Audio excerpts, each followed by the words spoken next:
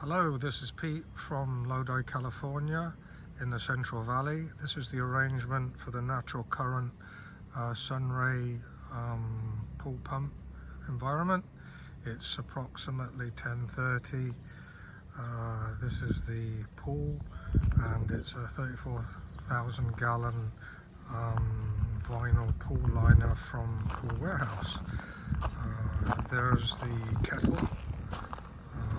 And walking around here, three panels, 140 volt, 120 volts.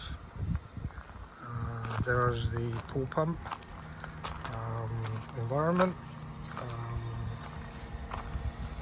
the inlet and outlet ports.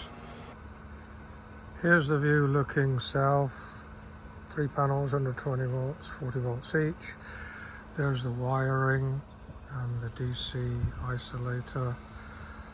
There's the pump there, easy to put together. The skimmer and drain feeds are on the bottom left, and the kettle outputs are top right. Been running now for approximately 3 years with no problems. Saved a ton on the PG&E bill. And there's the DC isolator. And here's a view of the pool. Thank you very much. This is the arrangement for the natural current SunRay pool pump environment.